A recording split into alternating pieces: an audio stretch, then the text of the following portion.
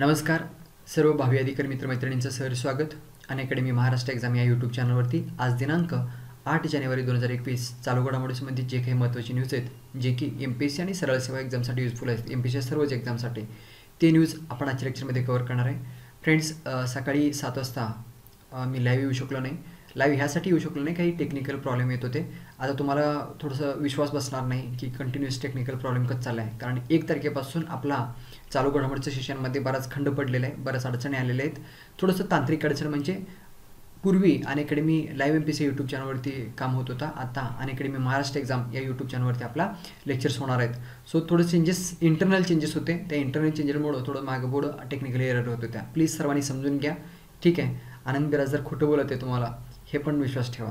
चला जाणून घेऊया आपण आज आजच्या लेक्चरमध्ये आपण काय काय अभ्यासणार आहे, एकदा हायलाइट स्वरूपामध्ये बघूया। पहिला न्यूज आपण बघणार आहे शेतकरी आत्महत्यामध्ये वाढ। ह्या न्यूज तर आपण डिटेलमध्ये समजून घेणार आहे। ह्यामध्ये आपण विदर्भाचं मॅप रीडिंग करणार आहे। त्यानंतर पंचगंगा नदी प्रदूषण प्रश्नी प्रदूषण करणारे कारखाने बंद करण्याचे मुख्यमंत्र्यांचे आदेश। ह्या घटकांतर्गत आपण पंचगंगा नदीबद्दल ॲडिशनल इन्फॉर्मेशन डिस्कस करणार आहे। म्हणजे मी ॲडिशनली काय डिस्कस करणार आहे ते पण सांगत जाईल, न्यूज तर आपण कव्हर करणारच आहे। त्यानंतर औरंगाबाद विमानतळात छत्रपती संभाजी महाराजांचं नाव देण्याचा मंत्रिमंडळाचा निर्णय। ह्या न्यूज अंतर्गत आपण औरंगाबादचं मॅप रीडिंग ॲडिशनली करणार आहे। न्यूझीलंड ICC क्रमवारीमध्ये अव्वल। ह्या घटकांतर्गत थोडंसं फॅक्च्युअल इन्फॉर्मेशन आहे, जो युनिकनेस आहे 2021 मधला तो आपण अभ्यासणार आहे। त्यानंतर देशभरातील सर्व जिल्ह्यामध्ये 8 जानेवारीला लसीकरणाचा दुसरा ड्राय रन। आता ड्राय रन काय तो आपण समजून घेणार आहे। प्रवासी अनिवासी भारतीय दिवस परिषद 16वी 2021 त्या संदर्भात जो काही महत्त्वाचा न्यूज आहे आपण डिस्कस करणार आहे। पश्चिमी समर्पित माल वाहतूक मार्गिकेचा राष्ट्राला समर्पित। त्यानंतर पुढचा न्यूज आपण आहे तो म्हणजे 7 जानेवारी 2021 रोजी भारतीय मानक ब्युरोचा 74वा स्थापना दिन साजरा। भारतीय मानक ब्युरो काय आहे तो आपण डिटेलमध्ये समजून घेणार आहे। फ्रेंड्स, लेक्चरला स्टार्ट करण्यापूर्वी ज्यांना कोणाला अनअकॅडमी प्लस जॉईन करायचं आहे त्यांच्याबद्दल थोडंसं basic information about Unacademy plus.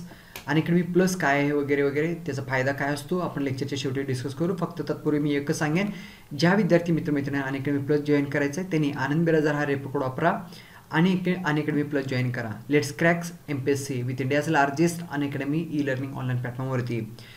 Anand Birajdar refer code वापरल्यानंतर बेनिफिट काय होतं तुम्हाला, 1 महिन्याचा जो सबस्क्रिप्शन आहे तो तुम्ही घेतल्यानंतर म्हणजे 1900 रुपये फी आहे, त्यामध्ये रेफर कोड वापरलात की 10% तुम्हाला डिस्काउंट दिला जातो। 1710 रुपये तुमच्याकडे फी घेतला जातो। सेम तसं 2 वर्षाचं फी 15,200 रुपये। रेफर कोड वापरला की तुम्हाला 10% डिस्काउंट दिला जातो। 10% डिस्काउंट देऊन प्राइस होतो 13,780 रुपये। Is that clear? So let's start आजचं न्यूज। पहिला न्यूज आपण अभ्यासत आहे औरंगाबाद विमानतळात छत्रपती संभाजी महाराजांचं नाव देण्याचा मंत्रिमंडळाचा निर्णय। तर बघा, औरंगाबादचं नामांतर संभाजीनगर करण्याचा मुद्दा गेल्या काही दिवसापासून न्यूजमध्ये चर्चेमध्ये आहे, बरोबर का? या पार्श्वभूमीवरती राज्य मंत्रिमंडळाचा बैठक झाला। त्या बैठकीमध्ये औरंगाबाद विमानतळाला छत्रपती संभाजी महाराज यांचं नाव देण्याबाबत राज्याच्या मंत्रिमंडळाने निर्णय घेतलेला आहे। त्या संदर्भात औरंगाबाद विमानतळाचं छत्रपती संभाजी महाराज विमानतळ असं नामांकन करण्याबाबत केंद्रीय नागरी उड्डयन मंत्रालयाकडे अधिसूचना लवकरात लवकर काढावं असं प्रतिपादन आणि मागणी मुख्यमंत्री उद्धव ठाकरे यांनी केंद्रीय नागरी उड्डयन मंत्र्यांना कळवलेलं आहे। आता परीक्षेमध्ये प्रश्न विचारला जातो, केंद्रीय नागरी उड्डयन मंत्री कोण आहेत? हरदीप सिंग पुरी। आता हा न्यूज का डिस्कस केला आपण? आता ह्या न्यूजमध्ये काय महत्त्वाचे परीक्षे दृष्टिकोनातून, एक म्हणजे केंद्रीय नागरी उड्डयन मंत्री कोण आहेत? हरदीप पुरी। आणि दुसरी गोष्ट म्हणजे कोणत्या विमानतळाचं नामांतरण काय करण्याचा निर्णय घेण्यात आलेला आहे, काय करण्यात येणार आहे, एवढ्या 2 गोष्टी लक्षात ठेवा। जाणून घेऊया पुढचा न्यूजच्या आधी औरंगाबाद प्रशासकीय विभागाबद्दल। आता हा जो न्यूज होता तो औरंगाबादशी निगडीत होता। तर पहिला प्रश्न विचारला जातो मॅप रीडिंगवरती, औरंगाबाद प्रशासकीय विभागामध्ये एकूण जिल्ह्यांची संख्या किती आहे? एकूण जिल्ह्यांची संख्या 8, ठीक आहे। कोणते कोणते? 1 औरंगाबाद, 2 जालना, 3 हिंगोली, 4 परभणी, 5 बीड, 6 उस्मानाबाद, 7 लातूर आणि 8 नांदेड, अशी एकूण 8 जिल्ह्यांचा समावेश औरंगाबाद प्रशासकीय विभागामध्ये होतो। औरंगाबाद प्रशासकीय विभागाला एकूण 3 प्रशासकीय विभागांचा सीमारेषा लागून आहे। 1 आहे पुणे, 2 आहे नाशिक, 3 आहे अमरावती। आपल्याला हे पण माहीत असायला पाहिजे। तर आता क्षेत्रफळ जर विचार केला तर औरंगाबाद प्रशासकीय विभागाचं क्षेत्रफळ आहे 64,813, ठीक आहे। तर यामध्ये क्षेत्रफळानुसार सर्वात प्रथम कोणत्या जिल्ह्याचा क्रमांक लागतो? तर सर्वात जास्त क्षेत्रफळ हा बीड जिल्ह्याचा आहे, म्हणून क्षेत्रफळानुसार औरंगाबाद प्रशासकीय विभागामध्ये सर्वात मोठा जिल्हा आहे बीड. ते क्षेत्रफळ आहे 10,793 चौरस किलोमीटर. सर्वात छोटा क्षेत्रफळानुसार कोणत्या जिल्ह्याचा लागतो? तर अर्थात हिंगोली जिल्ह्याचा लागतो. ठीक आहे. किती क्षेत्रफळ आहे? 4,524 चौरस किलोमीटर. क्षेत्रफळानुसार औरंगाबाद प्रशासकीय विभागामध्ये सर्वात छोटा जिल्हा जर कुठला असेल त्याचं नाव आहे हिंगोली, ज्याचं क्षेत्रफळ आहे 4,524 चौरस किलोमीटर. औरंगाबाद प्रशासकीय विभागामध्ये एकूण तालुक्यांचा संख्या जर विचार केला तर एकूण तालुके आहेत 76. किती तालुके आहेत? एकूण तालुक्याची संख्या आहे 76. आता क्षेत्रफळानुसार उतरता क्रम लावा, चढता क्रम लावा, जिल्ह्यांची विचारलं जातं माहिती क्षेत्रफळानुसार जर विचार केला तर म्हणजे जिल्ह्यांचा. तर पहिला क्रमांक बीड जिल्ह्याचा लागतो, दुसरा क्रमांक नांदेड जिल्ह्याचा लागतो, तिसरा क्रमांक औरंगाबाद जिल्ह्याचा लागतो, चौथा क्रमांक जालना जिल्ह्याचा लागतो, पाचवा क्रमांक उस्मानाबाद जिल्ह्याचा लागतो, सहावा क्रमांक लातूर जिल्ह्याचा लागतो, सातवा क्रमांक परभणी आणि आठवा क्रमांक हिंगोली जिल्ह्याचा लागतो. हे तुम्हाला क्रमवारी माहीत असणं अपेक्षित आहे. मॅप रिडिंगवरती परीक्षेमध्ये प्रश्न विचारला जातात. Is that clear? चला यानंतर जाणून घेऊया औरंगाबादचं मॅप रिडिंग थोडंसा. तर बघा औरंगाबाद जिल्ह्याला कोणत्या जिल्ह्याची सीमारेषा लागते? तर बघा पहिल्यांदा उत्तरेला जळगाव जिल्ह्याची सीमारेषा लागते 1. 2 म्हणजे उत्तरनंतरनं पूर्वेकडे बुलढाणा, त्यानंतरनं जालना 3 जिल्हा आणि त्यानंतरनं औरंगाबाद जिल्ह्याच्या दक्षिणेकडे चौथा जिल्हा आहे बीड. ठीक आहे. आणि पाचवा जिल्हा आहे अहमदनगर आणि औरंगाबाद जिल्ह्याच्या पश्चिमेकडे सहावा जिल्हा आहे नाशिक. म्हणजे या ठिकाणी तुम्ही काय लक्षात ठेवणार? औरंगाबाद जिल्ह्याच्या शेजारी एकूण 7 जिल्ह्याची सीमारेषा लागून आहे. हे गॉट इट. त्यानंतर ते जिल्ह्यांची नावं. मग ह्या जिल्ह्यांच्या नावावरती परीक्षेमध्ये प्रश्न कसा विचारला जातो? जिल्हा देतील, जसं की आता औरंगाबाद, आणि त्याच्या शेजारी असणाऱ्या जिल्ह्यांचा घड्याळाच्या काट्याच्या दिशेने क्रम लावा किंवा घड्याळाच्या काट्याच्या विरुद्ध दिशेने क्रम लावा, असं परीक्षेमध्ये प्रश्न विचारला जातो. मग आता जर समजा घड्याळाच्या काट्याच्या दिशेने औरंगाबाद जिल्ह्याच्या शेजारी असणाऱ्या जिल्ह्यांची नावं लावा, क्रम लावा जर असं म्हणाले, तर तुम्ही जर समजा सुरुवात नाशिकपासून केला तर मग बघा नाशिककडून जळगाव, जळगावनंतरनं बुलढाणा, बुलढाणानंतरनं जालना, जालनानंतरनं बीड नंतरनं अहमदनगर आणि अहमदनगरनंतर नाशिक, असं क्रम तुम्हाला लावता यायला पाहिजे. घड्याळाच्या काट्याचे विरुद्ध दिशेने क्रम लावा म्हटलं तर एक्झॅक्टली ह्याच्या अपोजिट साईडला. ठीक आहे. तर आता नेक्स्ट क्वेश्चन. औरंगाबाद जिल्ह्यामध्ये एकूण तालुके किती आहेत?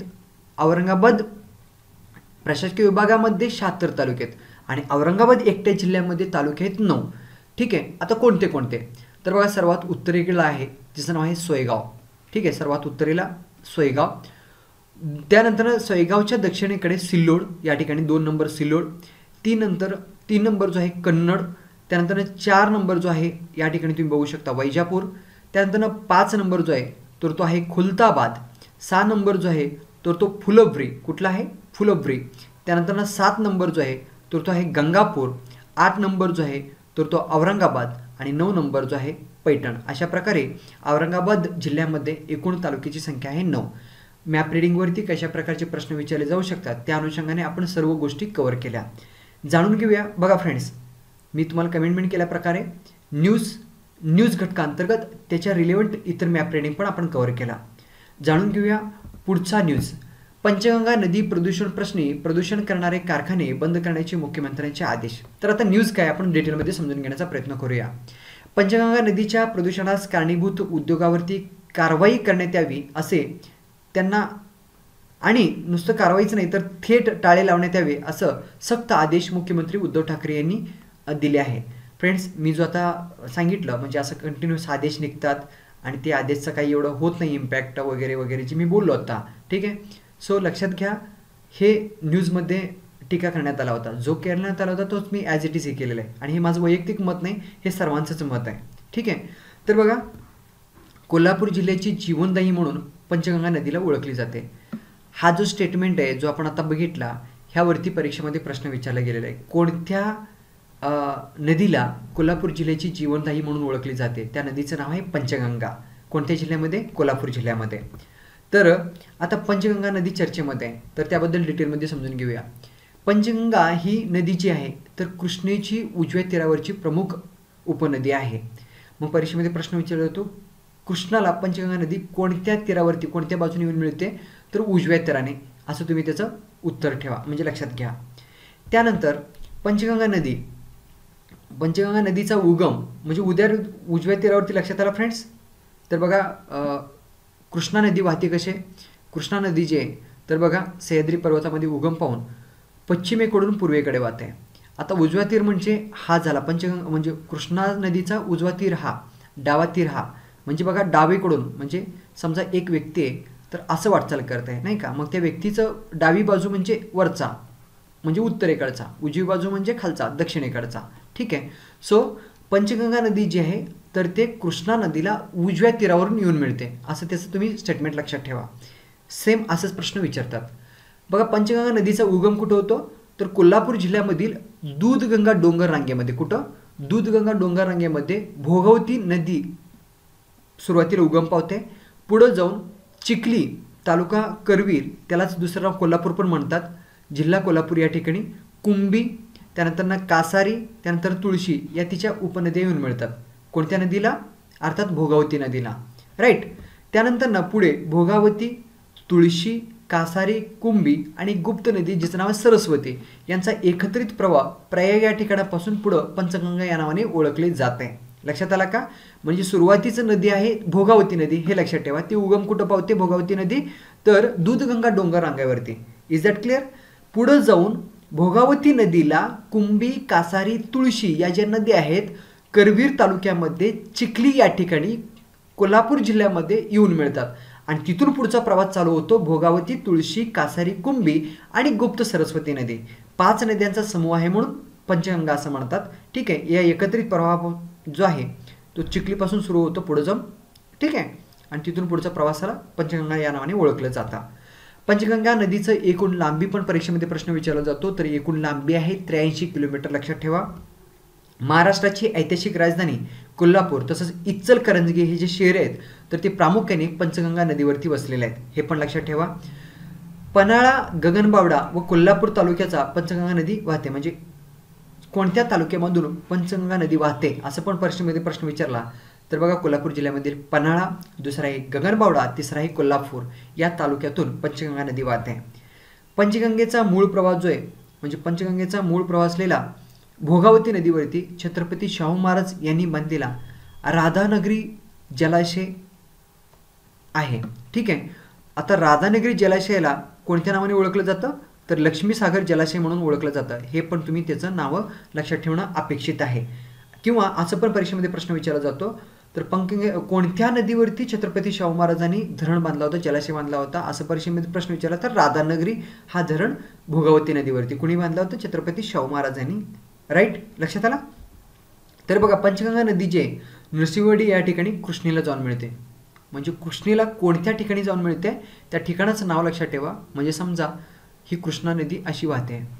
ठीक आहे. ही कृष्णा नदी अशी वाहते. आता पंचगंगा नदी समजा हे असा 1, 2, 3, 4 आणि 5 ह्या एकत्रीचा प्रवास इथून चालू झाला या ठिकाणी. या ठिकाणाचं नाव काय आहे?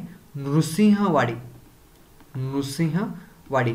फ्रेंड्स मी थोडंसं डिस्कशन आपला लेक्चर थोडं वाढेल, आज डिस्कशन वाढेल कारण न्यूज पण जास्त आहे आणि इन्फॉर्मेशन पण जास्त आहे, पण प्रत्येक इन्फॉर्मेशन महत्त्वाचं आहे, लक्षात घ्या.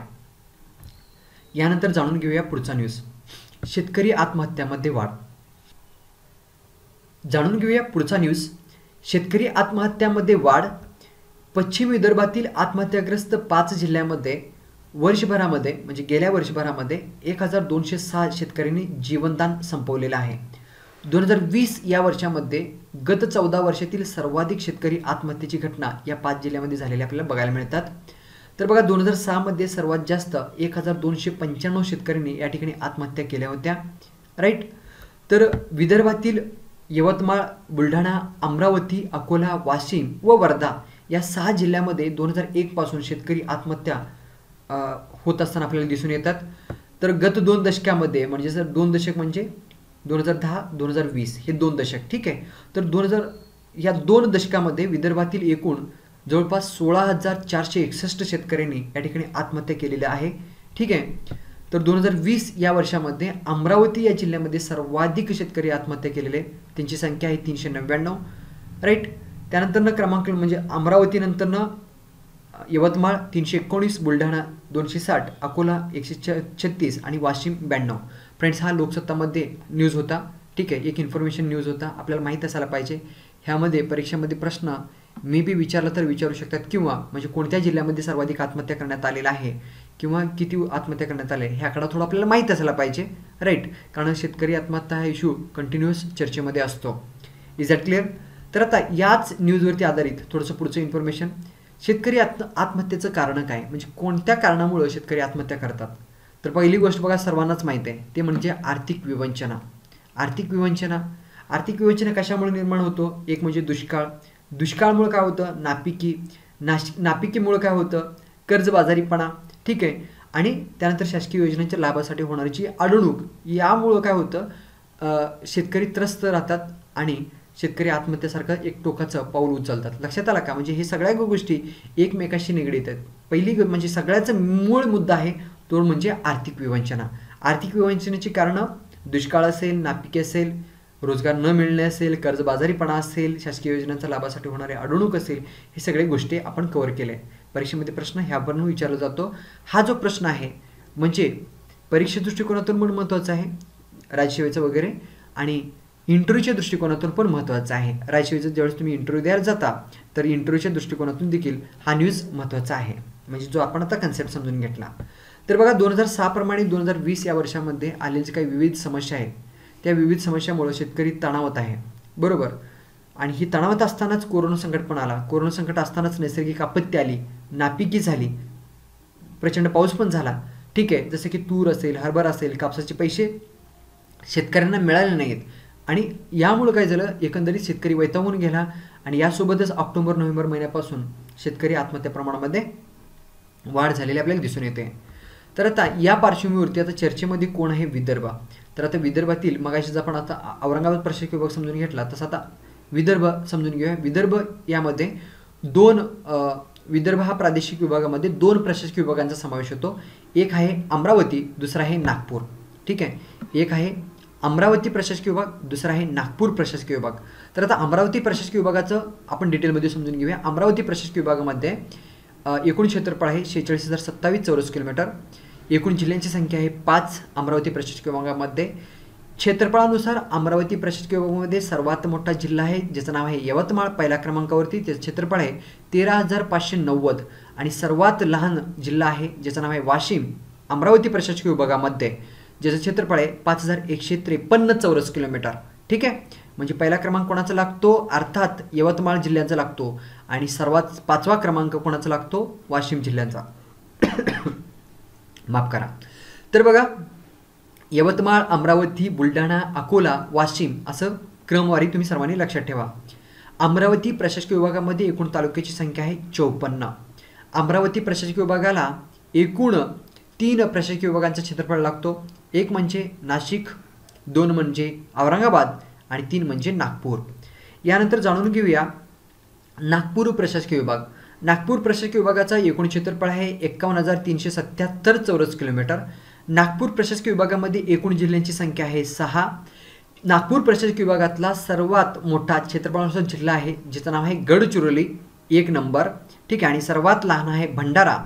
ठीक आहे, सर्वात लहान 6वा क्रमांक भंडारा आणि पहिला गडचिरोली. गडचिरोली क्षेत्रफळ किती आहे? 14,433 चौरस किलोमीटर. आणि भंडाराचा किती आहे, जो की सर्वात लहान आहे, त्याचं क्षेत्रफळ आहे 3,896 चौरस किलोमीटर. आता हे रँकिंग पण लक्षात ठेवा. गडचिरोली, चंद्रपूर, नागपूर, वर्धा, गोंदिया, भंडारा एवढे क्रमवारी सर्वांनी लक्षात ठेवणं अपेक्षित आहे. त्यानंतर जाणून घेऊया पुढचा न्यूज. न्यूझीलंड ICC क्रमवारीमध्ये अव्वल. पाकिस्तान संघाचा 2-0 असं दारुण पराभव करत न्यूझीलंडनं ICC कसोटी क्रमवारीमध्ये पहिल्या स्थानावरती झेप घेतलेला आहे 9 वर्षांमध्ये. लक्षात ठेवा. तर बघा, 118 गुणांसह न्यूझीलंड कसोटी क्रमवारीमध्ये पहिल्या स्थानी विराजमान झालेलं आहे. कसोटी क्रिकेटच्या इतिहासामध्ये न्यूझीलंड पहिल्यांदाच अव्वल स्थानी पोहोचलेला आहे. आता बघा, आता तुम्हाला एक प्रश्न पडला असेल, सर एवढं रँकिंग पण लक्षात ठेवायचं का? हे रँकिंग कंटिन्यूस चेंज होत असतो, पण का लक्षात ठेवायचं आहे? न्यूझीलंड पहिल्यांदाच पहिल्या क्रमांकावरती आलेलं आहे 2021च्या सुरुवातीला, म्हणजे वर्षारंभ करत असताना, आणि पहिल्यांदाच पहिल्या क्रमांकावरती आला आहे न्यूझीलंड, म्हणून हा लक्षात ठेवा. ठीक आहे. दुसऱ्या क्रमांकावरती असलेल्या ऑस्ट्रेलियाच्या नावावरती किती गुण आहेत तर लक्षात ठेवा 116 आणि तिसऱ्या क्रमांकावरती आपला भारत आहे. किती गुण आहेत 114. कर्णधार केन विल्यमसन, न्यूझीलंडचं कर्णधार काय आहे त्याचं नाव आहे केन विल्यम्सनं वर्षातील पहिला द्विशतकवीर ठरलेला आहे. हा देखील इन्फॉर्मेशन म्हणजे 2021चा पहिल्यांदा द्विशतकवीर ठरलेला त्या क्रिकेटपटूचं नाव सांगा जर असं परीक्षेमध्ये प्रश्न आला तर त्यांचं नाव आहे केन विल्यम्स. ठीक आहे, लक्षात आला का. किती धावा काढलेले त्यांनी 266. कोणत्या संघाविरुद्ध खेळताना पाकिस्तान या संघाविरुद्ध खेळताना हे देखील लक्षात ठेवा. तर बघा कर्णधार केन विल्यम्सने 268 धावाच्या खेळीच्या बळावरती न्यूझीलंडनं 6,759 धावांचा डोंगर उभारला होता आणि कसोटी अजिंक्यपद स्पर्धेमधील ही आतापर्यंतची सर्वोच्च धावसंख्या हे पण लक्षात ठेवा. बघा म्हणजे जे युनिकनेस आहे जे महत्त्वाचं आहे तेवढ्या गोष्टी आपण कव्हर करत आहे. धावसंख्या जर विचार केला तर सर्वात जास्त धावा कोणत्या संघाने जिंकलेल्या कसोटी मालिकेमध्ये तर त्याचं नाव आहे न्यूझीलंडने. किती धावा आहेत 759 धावा. कोणत्या संघाविरुद्ध खेळताना पाकिस्तान संघाविरुद्ध खेळताना. मग याआधी कोणत्या देशामध्ये म्हणजे कोणत्या देशांनी सर्वाधिक धावा केल्या होत्या त्याचं नाव आहे दक्षिण आफ्रिका.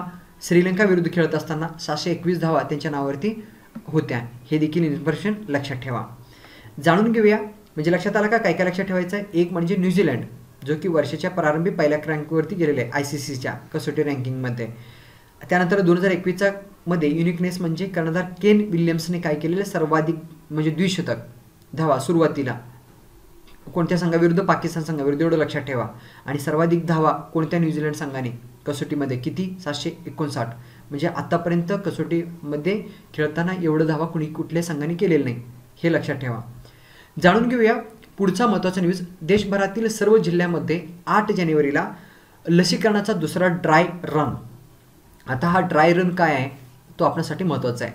तर बघा देशामध्ये कोरोना लसीकरण कार्यक्रमास सुरुवात होण्याच्या अगोदर 8 जानेवारी रोजी म्हणजे आज आपण आता डिस्कस करत आहे ना, आज देशभरामधील सर्व जिल्ह्यांमध्ये दुसरा ड्राय रन घेण्यात येणार आहे. ठीक आहे, याच्या आधी 28 आणि 29 डिसेंबरला केंद्र सरकारने 4 राज्यामध्ये लसीकरणाचे ड्राय रन टेस्टिंग केला होता. हे मात्र युनिकनेस आहे, ह्यावरती परीक्षेमध्ये प्रश्न विचारला जातो. आपल्याला माहीत असायला पाहिजे ड्राय रन 28 आणि 29 डिसेंबरला कोणत्या 4 राज्यामध्ये घेण्यात आला होता. तर पहिला आहे पंजाब, दुसरा आहे आसाम, तिसरा आहे आंध्र प्रदेश, चौथा आहे गुजरात. या 4 राज्यामध्ये 28 आणि 29 डिसेंबरला पहिल्यांदा ड्राय रन घेण्यात आला होता. तर बघा आता ड्राय रन म्हणजे काय. ड्राय रन म्हणजे कोरोना लसीकरणाचा सराव फेरी. म्हणजे या निमित्ताने काय केलं जातं, डॉक्टर्स, रुग्णालय, वैद्यकीय कर्मचारी लसीकरणाच्या प्रक्रियेसाठी कितपत तयार आहेत ते तपासलं जातं.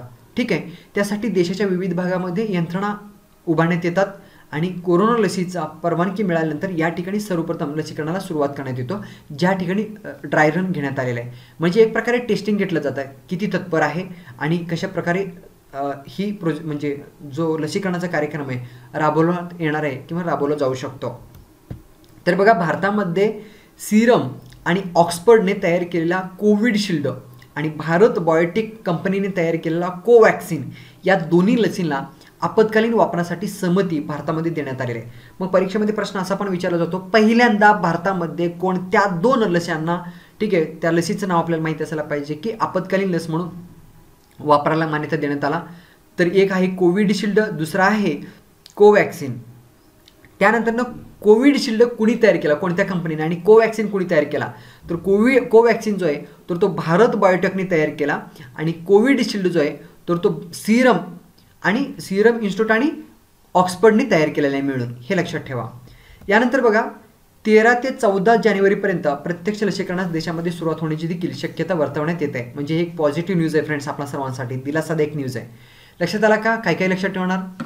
हा स्लाइड एक लक्षात ठेवा, हा एक आणि हा एक PPT लक्षात ठेवा जो मी तुम्हाला डिस्कस करत असताना सांगितला.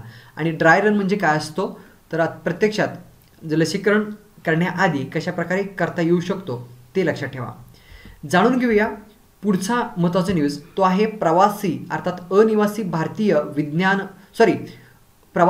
अनिवासी भारतीय दिवस कितीवी आहे 2021 मध्ये जो साजरा करण्यात येणार आहे तो 16वी आहे.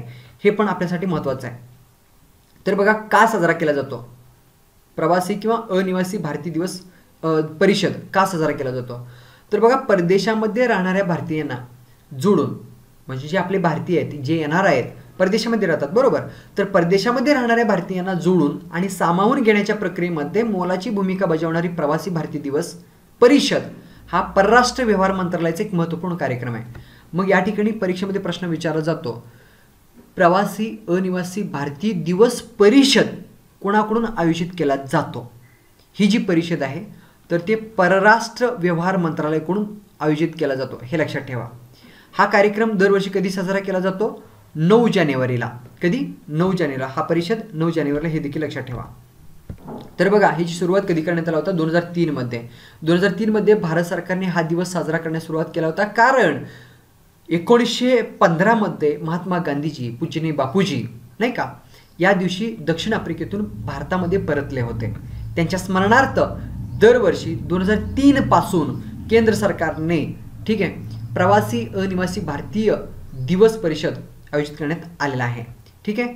तर बघा, नुकताच जारी केलेला एक रिपोर्ट जो की वेल्थ साईट रिपोर्ट होता 2016. तर या रिपोर्टमध्ये काय सांगण्यात आलेलं आहे? जगभरामध्ये सुमारे 16 दशलक्ष अनिवासी भारतीय आहेत असं या ठिकाणी सांगण्यात आलेलं आहे. अनिवासी भारतीय म्हणजे येणार आहे. जगभरामध्ये किती आहेत? 16 दशलक्ष. म्हणजे फ्रेंड्स, म्हणजे ह्याचाच एक उलटा आपण अर्थ असा काढू शकतो, जवळपास पूर्वी असं म्हटलं जायचं जवळपास 160 देशामध्ये भारतीय आहेत, परदेशामध्ये राहतात असं बोललं जायचं. आता काय म्हटलं जाऊ शकतं? असं जगामध्ये एखादाच तुरळक देश असेल जो की, म्हणजे असं फार तुरळक देश असेल की ज्यामध्ये भारतीय नसतील. म्हणजे जवळपास सर्व देशामध्ये भारतीय आपल्याला पाहायला मिळतात असं पण आपल्याला म्हटलं जाऊ शकतं. हा एक आपल्याला माहिती असायला पाहिजे की हा रिपोर्टनुसार किती भारतीय आहेत परदेशामध्ये राहतात. त्यानंतर बघा, प्रवासी भारतीय दिवस परिषद आयोजित करण्याचं मुख्य उद्दिष्ट काय आहे? ते मुख्य उद्दिष्ट असं आहे की परदेशी भारतीय समुदायांच्या कर्तृत्वाचं व्यासपीठ उपलब्ध करून देणं आणि त्यांना जगासमोर आणणं, हा एक त्यामागं महत्त्वाचा उद्देश आहे. त्यानंतर बघा फ्रेंड्स, हा एक युनिकनेस आहे जो की पश्चिमी समर्पित मालवाहतूक मार्गिकेचा राष्ट्राला समर्पित करण्यात आलेला आहे. काल पंतप्रधान नरेंद्र मोदी यांच्या हस्ते पश्चिमी समर्पित मालवाहतूक मार्गिकेचा, त्या मार्गिकेचं लांबी आहे 306 किलोमीटर. ठीक आहे. ठिकाण लक्षात ठेवा, रेवडी ते मदार. कोणत्या 2 ठिकाणांना जोडण्याचं काम करतो? रेवंडी ते मदार. अंतर किती आहे? 306 किलोमीटर. कधी ह्याचा शुभारंभ करण्यात आला होता?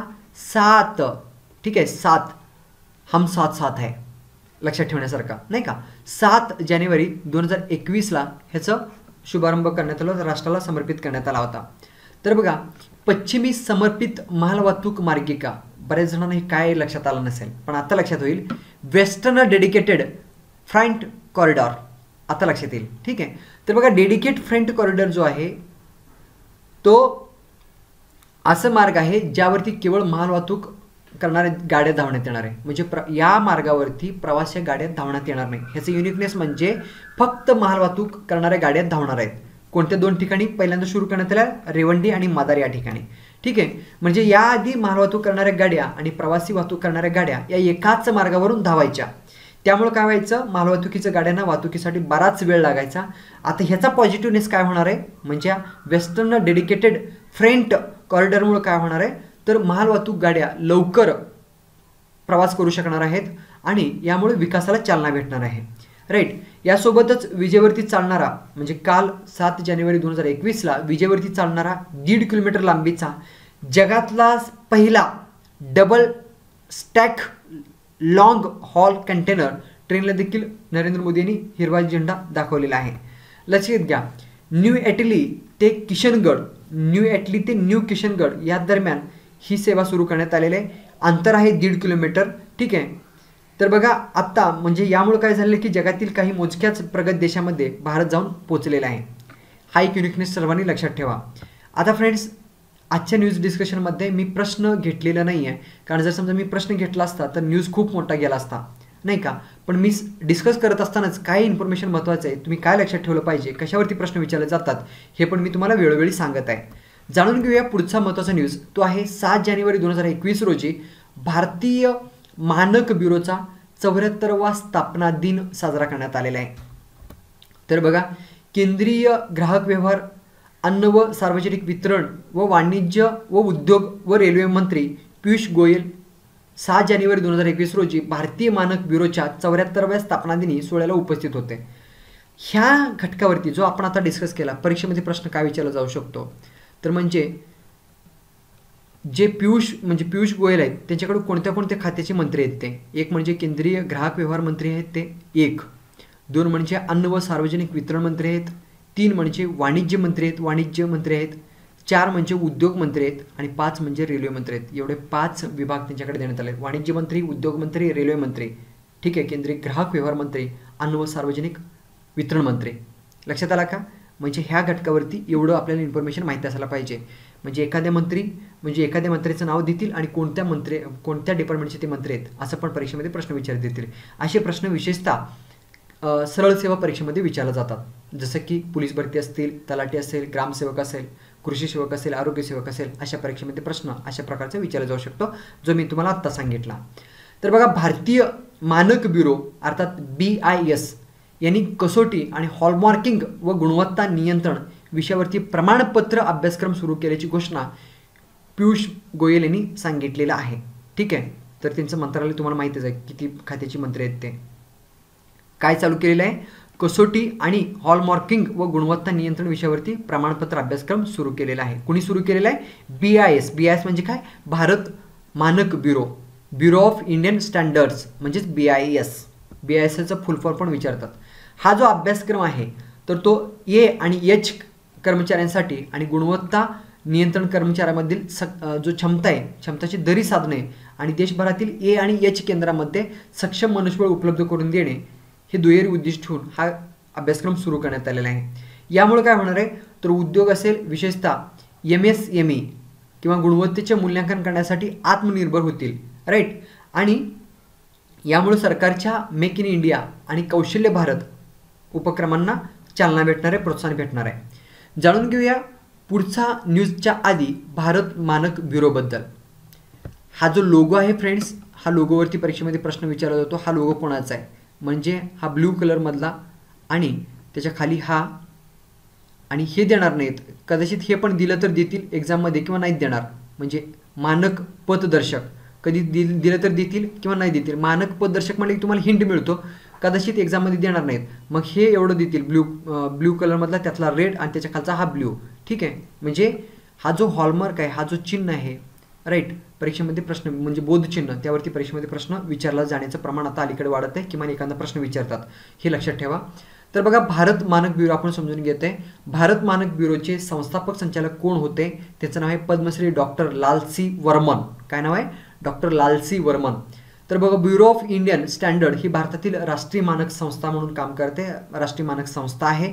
ठीक आहे, तर कोणत्या मंत्रालयाअंतर्गत कार्य करतो? हे केंद्रीय ग्राहक व्यवहार अन्न व सार्वजनिक वितरण मंत्रालयाअंतर्गत कार्य करतो, हे लक्षात ठेवा. याची स्थापना कधी करण्यात आली होती? तर 6 जानेवारी 1947ला स्थापन करण्यात आला होता, हे लक्षात ठेवा. या फ्रेंड्स, म्हणजे आत्तापर्यंत आपण जो काही न्यूज डिस्कस केला हे होता आजचा एक्झामच्या दृष्टिकोनातून, सरळ सेवा आणि MPSC दृष्टिकोनातून महत्त्वाचे न्यूज डिस्कशन. लेक्चर जर सर्वांना आवडलं असेल तर लेक्चरला सर्वांनी लाईक करा. मी तुम्हाला लेक्चरला सुरुवातीला सांगितलं होतं की अनअकॅडमी प्लसबद्दल तुम्हाला लेक्चरच्या शेवटी सांगतो. तर सर्वांनी लक्षात घ्या, अनअकॅडमी प्लस काय असतो. तत्पूर्वी अनअकॅडमी प्लसचा वेगवेगळ्या कालावधीसाठी तुम्ही सबस्क्रिप्शन घेऊ शकता. जसं की 1 महिन्यापासून ते 2 वर्षासाठी. 1 महिन्यासाठी जर तुम्ही घेणार असाल तर फी आहे तुमच्याकडनं 1900 रुपये फी घेतला जातो. त्यामध्ये हा कुपन कोड वापरला, आनंद बिराजदार, कुठं मध्ये स्पेस नाही, ॲज इट इज तुम्हाला वापरायचं आहे हा कुपन कोड वापरला की तुम्हाला ॲडिशनली 10% डिस्काउंट दिला जातो. ठीक आहे, म्हणजेच 10% डिस्काउंट देऊन फी तुमची किती होते? 1710 रुपये. सेम 3 महिन्याचं फी 4750 रुपये आणि डिस्काउंट देऊन 4275 रुपये. 1 वर्षाची फी 10450 रुपये, डिस्काउंट देऊन 9405 रुपये. 2 वर्ष फी 15200 रुपये, डिस्काउंट देऊन 13780 रुपये. आता प्लस काय असतो? प्लस का जॉईन करायचा? तर फ्रेंड्स, तुम्हाला सर्वांना माहिती आहे अनअकॅडमी यूट्यूब चॅनलच्या माध्यमातून आणि अनअकॅडमी लर्निंग ॲपच्या माध्यमातून, ज्याला स्पेशल लेक्चर म्हणतात, फ्री लेक्चर्स प्रोव्हाइड करतात. पण फ्री लेक्चर्स म्हणजे सर्व काही नसतं. ठीक आहे, फ्री लेक्चर म्हणजे सर्व काही नसतं. पण प्लसवरती काय असतं? प्रत्येक विषयाचं कंटेंट असतं, अगदी बेसिककडून ॲडव्हान्सकडे शिकवलं जातं. जसं की आता मी तुम्हाला वैयक्तिक लेक्चरमध्ये इंडियन पॉलिटी हा विषय शिकवला आहे. पार्ट 1 ते पार्ट 3 मध्ये मी कव्हर केलेला आहे, वेगवेगळ्या पार्टमध्ये.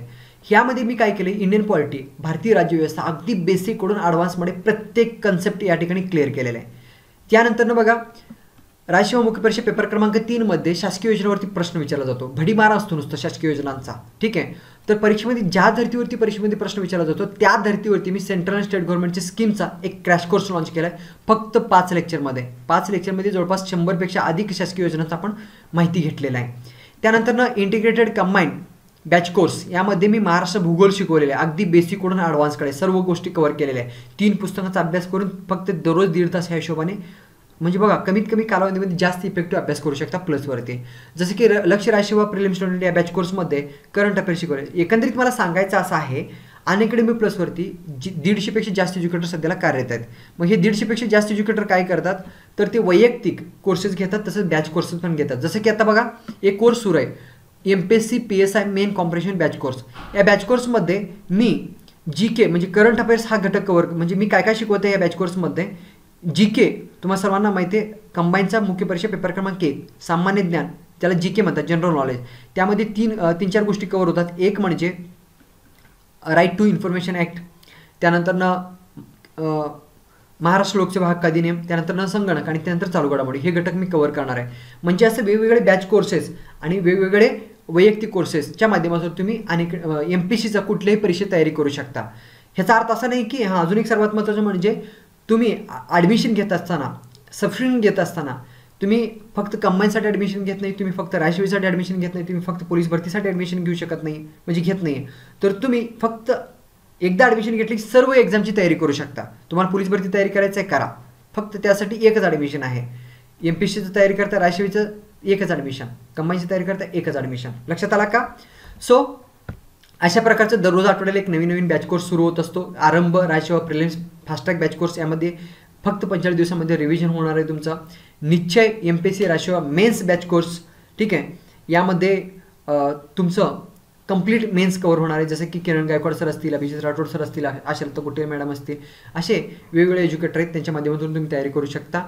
फ्रेंड्स, चेंजेसमुळं पूर्वी अनअकॅडमी लाईव्ह MPSC यूट्यूब चॅनलवरती आपला लेक्चर होत होता. अनअकॅडमी लाईव्ह MPSC यूट्यूब चॅनलवरती आपले लेक्चर्स होत होता करंट अफेअर्सचा.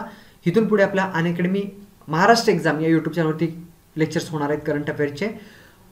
काही तांत्रिक अडचणीमुळे मला लेक्चर लाईव्ह घेणं नाही झालं, म्हणून रेकॉर्ड करून तुमच्यासमोर मी प्रेझेंट करत आहे. थोडासा शिफ्टिंग असताना काही अडचणी येत असतात अनअकॅडमीकडनं, काही माझ्याकडनं.